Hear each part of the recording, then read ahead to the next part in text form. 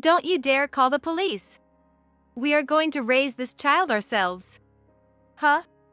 I was shocked by what Jack said, and felt uneasy because something seemed off about him. I pretended to agree with Jack's idea for the time being, but I was thinking about something else. And then, I took a certain action. My name is Lily Sullivan. I used to be a model, but now I am a full-time housewife. I am married and live with my husband, Jack. By the way, we do not have any children. Thank you very much. Jack waved goodbye to the moving company's worker.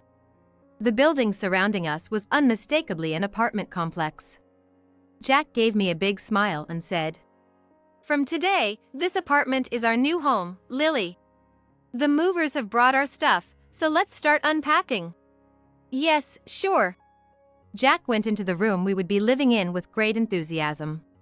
Our apartment is on the first floor and has a small garden. Moreover, the interior of the apartments these days are nicely designed, and it feels pretty good. Also, the rent is cheap, and there are supermarkets, convenience stores, and parks nearby. By the way, one of my hobbies is walking. Walking allows me to feel the changing seasons, it's a form of exercise, and it helps me clear my mind. That's why I like walking. Besides, the park near the apartment is very spacious, making it an ideal environment for walking. To be honest, there's nothing to complain about.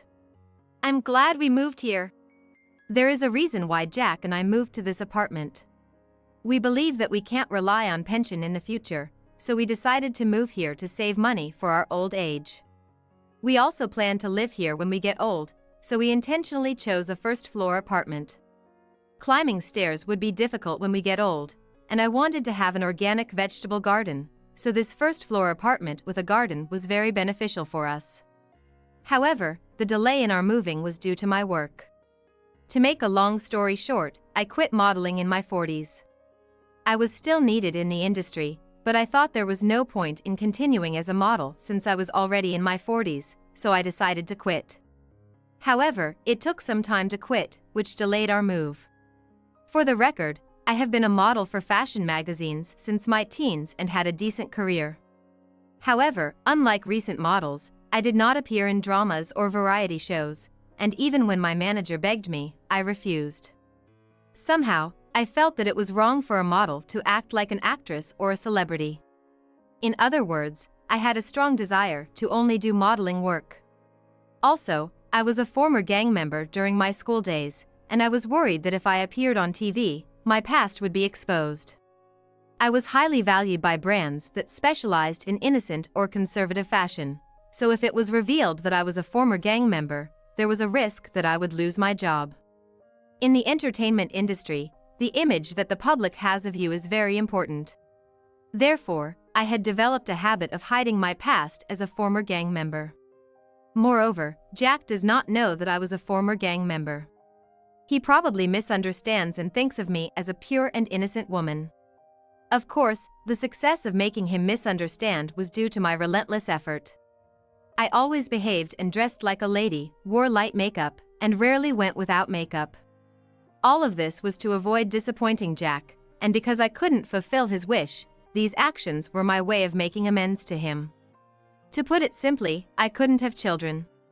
Jack wanted a child with me, but I was worried that getting pregnant would create a gap in my work, and my body would no longer be usable as a model, so I did not have a child. Jack respected my decision, but the fact that I was making him endure it did not change. Honestly, it's a miracle he hasn't divorced me. I was reminiscing about the past and started to feel guilty towards Jack, so I took the trash that he was about to take out. "I'll take out the trash. You must be tired from moving, so take it easy." Wait. I heard Jack calling after me, but I ran out energetically, reached the garbage disposal area, and threw away the trash. But near that garbage disposal area, a moving company's truck was parked. Has someone moved in? When I glanced at the moving truck, a beautiful woman got out of the seat. She seemed to be in her 20s. I was obviously staring at her, and our eyes met. And then she ran over to me. "Hi, I'm Kate Grubb. I just moved in today. Are you a neighbor?" Yes. I live on the first floor over there. Well, I also just moved in today. Really? What a coincidence. I also live on the first floor, but in a different building. She said that, pointed to her room, and smiled. Shortly after, Jack came running over to me. Geez, you startled me by running out suddenly. Oh. Who is this? This is Kate Grubb. She just moved in today like us. I'm Kate Grubb. Nice to meet you. Nice to meet you too. Oh, can I help you with your move? Really? Thank you. So, Jack helped Kate with her move, along with the moving company staff. I decided to buy some convenience store sweets as a token of appreciation for Kate and Jack and headed to a nearby convenience store. Then, I unexpectedly ran into my classmate from my student days, Natalie, at the convenience store. Is that you, Lily? Natalie. It's been a while. It was the first time I'd seen Natalie since our coming-of-age ceremony. Both of us had gotten older, and our fashion had changed, but we still resembled our past selves. And when I looked closely, I saw that Natalie's basket was filled with whiskey, snacks, and gum syrup. Also, her makeup and fashion were quite flashy. Natalie, what are you doing for work now? I run a bar. It's called Bar Natalie, nearby. Come and visit. She said that and gave me a business card with the shop's name on it. Happy about the unexpected reunion with my classmate, I ended up buying a little too many convenience store sweets. After that, I had a housewarming celebration with Jack and Kate in Kate's room, eating convenience store sweets together. At that time, I thought everything was going well. A few weeks after moving, one day Jack said to me, "Maybe you should put on heavier makeup?" "Why?" "Well, there's a karaoke place called Bar Natalie nearby, and the bartender there, Natalie, wears heavy but beautiful makeup. So, I thought maybe you should try heavier makeup too." I was astonished that Jack suddenly commented on my makeup. I was quite annoyed by what Jack had said. "Bars are dimly lit, so even if you wear heavy makeup, you still look beautiful. But I don't think it would look good in natural light." "Oh, is that so? Sorry, forget what I just said.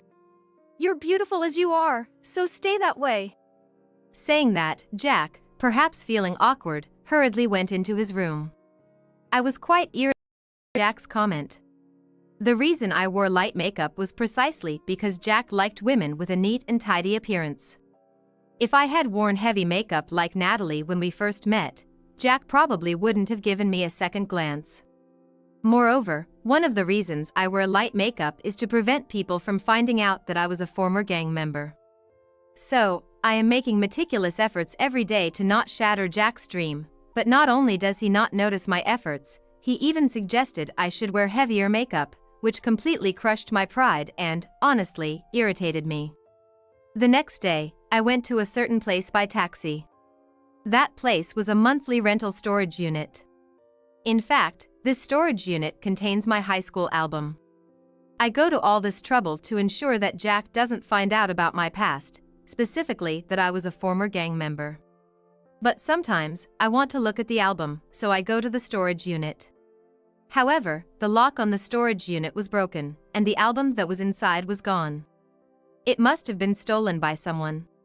I was shocked and stood there frozen for a while. When I got home and told Natalie about it, she said something shocking. But since Natalie and I were friends and considering the situation at the time, I thought it wouldn't be a big deal, so I kept quiet about it. About a year later, I was awakened by the sound of a baby crying. It was late at night, and it was dark outside, but I could definitely hear a baby crying from behind the door. When I opened the door, there was a baby left abandoned. I immediately took the baby in and called Jack, who was on a business trip, to inform him about the baby. The next day, Jack came home. "Look, there was even a note saying, 'Please take care of this child.'" I showed Jack the baby and the note. Then Jack said something unbelievable. "We must not call the police. We will raise this child." "What?" I was flabbergasted by Jack's statement and felt an uneasy premonition because Jack was acting strangely. I pretended to agree with Jack's idea for the time being, but I was thinking about something else. Then I took action. The day after Jack came back, I gathered information about the baby while holding it in my arms to somehow calm the anxiety in my chest. I expected it would take some time to figure out who and where this baby came from, but things became clear surprisingly quickly. I was able to obtain reliable information about the baby, and my anxiety was halved. However, at the same time as I obtained the information, my body was covered with an immense feeling of anger. The next day, Jack, the baby, and I were at home. Jack was at home because he had the day off from work. I was holding the baby as usual. But suddenly, the baby started crying loudly, and while I was surprised, I tried to soothe it. While I was holding the baby and trying to soothe it with all my might, Jack kept staring at us. Honestly, it's quite uncomfortable to feel someone's gaze so intensely. Even when I showed a slightly displeased expression by lowering the corners of my mouth, Jack did not take his eyes off me and the baby. What kind of benefit is there in continuing to stare at us like that? Finally, I reached my limit of irritation with Jack, who continued to stare at us in silence, and I asked him, "Hey, why have you been staring at me and the baby for so long?" Then Jack smiled and said, "Well, I was just thinking that we really look like a family." "What?" I did not expect Jack to say something like that, so I inadvertently asked him again. "I mean, we really look like a family, don't we? You have gotten used to holding the baby, and you've gotten better at soothing it. I think we've reached a level where it wouldn't be an exaggeration to say we're a family." It's no good. When Jack talks about the family, it just irritates me listening to him.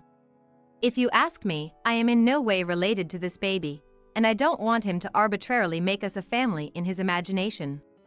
Besides, that day, when the baby was left at the front door, I was thinking of reporting it to the police, but Jack not only denied that thought, but also left me entirely in charge of taking care of the baby. So, if the baby starts crying, I am the one who has to act first. Because Jack doesn't feel like moving for the baby, using the excuse that he is tired from work. Excuses don't work when you're an adult. In fact, as an adult, you have to think creatively and take action. Jack is the one who initially wanted to raise the baby, so he should be actively participating in childcare. But he can't do that, and even today, he just keeps staring at me soothing the baby. And in the end, he even said, "It's like we're a family," and he is such a ridiculous person who rubs people the wrong way. I wish he would consider my feelings a little and act appropriately. Despite being in sales, why is Jack so bad at reading the situation? And while I was quietly getting irritated, Jack said this. "You know, I really wanted a kid. So right now, I feel really fulfilled. Happiness might just be something like this." I was quite pissed off at Jack's remark, and I couldn't hold back my anger any longer. "The only reason you feel happy is because I've been taking care of the baby for you. This man is just too stupid. Why have I been working so hard for this man, trying to keep our marriage going?" My heart was full of regret. Fearing that I would lash out at Jack, I said this. "I just remembered something I need to do, so I'm gonna go. The baby seems to have stopped crying, so take care." "Eh? Wait, where are you going?" I handed the baby to Jack and dashed outside. And then I headed for Kate's room. When I rang the doorbell, Kate came out. "Oh.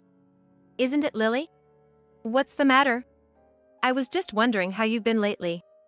And I wanted to talk to you, Kate. I was thinking the same thing. It's a bit awkward to talk standing up, so please come in." "Thank you, Kate." And so, I entered Kate's house. Honestly, it had been quite a while since I had seen or talked to Kate. "It's been a while since we've met, hasn't it? Half a year?" "Yes, it has. I rang the doorbell a few times and you didn't answer, so I was wondering how you were doing." I had actually gone back to my parents' house." "Oh, really? Why? Why do you ask?" "It's none of your business. I'll guess. You got pregnant, right?" When I said that, Kate fell silent, as if I had hit the nail on the head. "But you couldn't expect any support from your parents, so you reluctantly came home and then you went to my husband, the father of the child, for help, right? How do you know all that? Well, to put it simply, my husband, when he drinks, tends to spill the beans about everything at the drinking table. My friend, Natalie, happened to be at that drinking table and heard Jack talking about you. Apparently, Jack spilled everything about you that time. So Natalie told me everything. Don't underestimate the women's network. By the way, your stomach has gotten a lot smaller. Where did the baby go? Why do you ask such a mean question when you already know? You are the mean one, leaving your baby at my doorstep where I live with my children. It's not something a human should do. Thanks to you, I now have to raise your baby with Jack. Well, Jack leaves all the childcare to me and acts annoyingly paternal. It's a lie. Jack is not that kind of person. You are being deceived. Well, Jack has a good public face, and he helped you move, so it's no wonder you are mistaken. But the actual Jack is not a great person. Are you subtly bragging to me?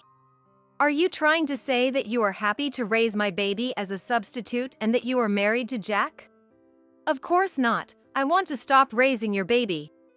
The reason I came here today is to ask why you left the baby at my doorstep. Hey, we're friends, right? Well, if you don't tell me, I'll report you to the police. What will you do? When I said that, Kate glared at me and was silent for a while. But I stared back without losing, and Kate seemed to raise the white flag and started talking about the reason she abandoned the baby. On the day Jack helped me move, we exchanged contact information. As we gradually communicated, I fell for Jack's personality, and before I knew it, we were in a relationship. Eventually, I became pregnant with Jack's baby, but he asked me to get an abortion. Moreover, he said he would not pay for the abortion.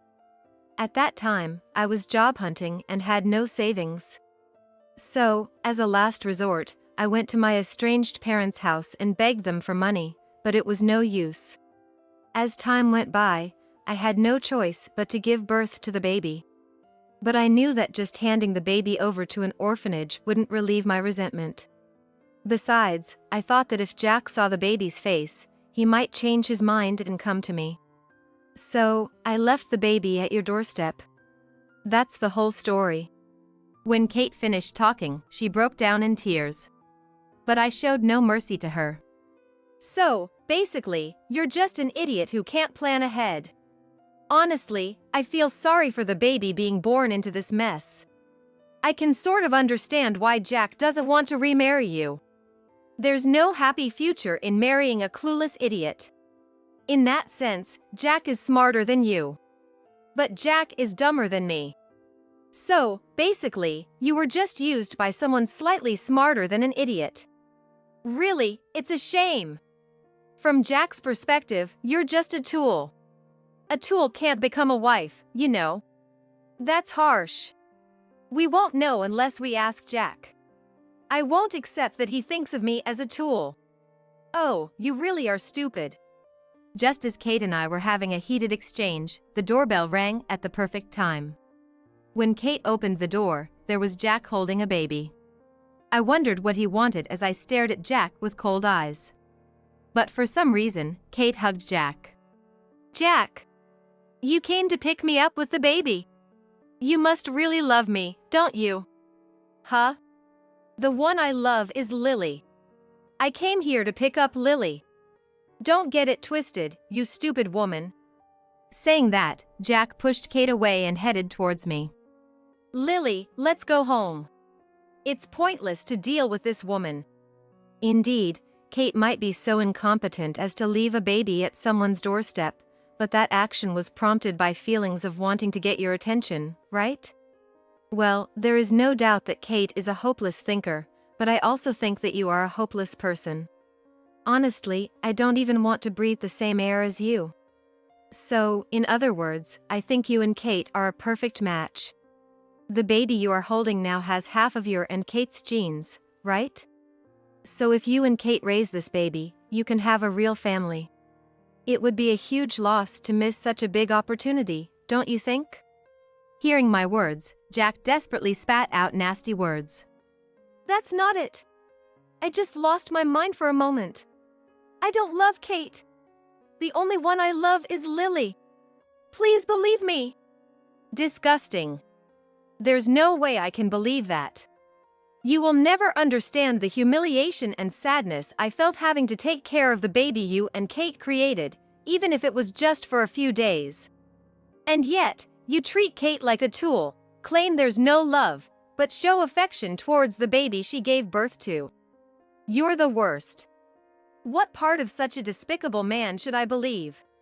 Stop making a fool out of me. After being berated by me, Jack, realizing he couldn't control me, vented his frustration with these words. Shut up. You former gangster. I heard from Natalie that you were a delinquent in your school days, right? And what's with that light makeup? Trying to act like a pure, innocent model and deceive me, you're nothing but a scam artist. You tricked and made a fool out of me, didn't you? You're not one to talk. Actually, Natalie accidentally mentioned my school days when Jack, unaware that he was my husband, came to the snack bar for karaoke. But since Jack was drinking at the time, Natalie and I thought he would be too drunk to remember. Apparently, Jack had a good memory. Really, what a troublesome man. Yes, indeed, I hid from you that I used to be a gangster. But I had no choice. All the jobs that came my way were for being prim and proper, and back then, I wanted you to like me. It was a time when I had to pretend to be demure, so it couldn't be helped. Humph, you're just too lenient with yourself. Really, I'm so pitiable, being deceived by a woman like you. The moment Jack said that, the intercom rang vigorously several times. I opened the door as if to say I wanted to see you quickly. And there stood Natalie. I heard everything. You guys, the window was open so the conversation went straight outside. Well, it saved me the trouble of explaining, though. I had already sent a request for help to Natalie by text before arriving at Kate's house. I thought she was a bit late, but it seemed that Natalie had been standing by in front of the door all along. How kind of Natalie. Natalie! Thank you for coming. Who? This person? Natalie! You not only cheated and had a child, but you also stole Lily's album. You're the lowest scum. You should be grateful that a man of your level could date Lily. You idiot! Natalie cut a satisfying rebuke, just like in her student days. It was a moment when my heart felt refreshed. However, Jack unexpectedly said this to Natalie and me. Shut up! You gangsters! No matter how much you try to act like adults, in the end, both Lily and you are nothing but gangsters. Don't talk like you understand anything, you gangsters. Natalie, quite pissed off by Jack's unexpected words, crushed an empty can on the table with one hand and said this to Jack. I have a lot of juniors who are good at fighting. If I team up with them, I'm sure one day you'll be more miserably crushed than this empty can. If you don't want to make me angrier, apologize to Lily. Hey, and that woman you cheated with too. Then, Kate and Jack, perhaps not wanting to suffer anymore, readily apologized to me. After that, it was decided that Jack and I would get divorced. I said this to Jack, who was looking down discontentedly. Now that you're single again, why don't you remarry Kate and raise that baby together? You've always wanted your own child, haven't you? I don't want to. Who would want to live with such a stupid woman? I wanted to live with you, Lily, and I wanted to raise that baby with you. Jack was just spewing out selfish words, like a child. And it seems that Jack had been suspicious of me going out somewhere from time to time and had been secretly following me. So, Jack found out that I was hiding an album in a warehouse and stole the album because he wanted to know what was inside. Really, what a guy. I felt like I would become useless if I stayed with someone like him, so I quickly gathered my things and left the apartment. When all was said and done, Jack wanted to be with someone as smart as me with a title like a model, and it seems like he only saw Kate as someone to hang out with. And, given Kate's financial situation, it was clear she couldn't afford to raise the baby, so the baby was placed in an orphanage. It's sad to think that, as always, the vulnerable and children are the ones caught up in the mess of adult affairs. As for me, I started living on my own after I finalized my divorce with Jack. But, as life goes on, living costs money. However, the only work experience I have is as a model, and there probably aren't many companies that'd want to hire someone my age. So after giving it a lot of thought, I decided to go back to modeling. But it wasn't like before, no magazine covers or fashion shows. Specifically, I was doing bridal modeling and catalog modeling. However, maybe because modeling is a small industry, the photographer who took my bridal photos turned out to be friends with a magazine editor I used to work with. Thanks to that photographer pulling some strings for me, I'm gonna start modeling for a magazine again next month. Lots will probably happen in the future, but I'm not gonna give up. I wanna keep pushing forward.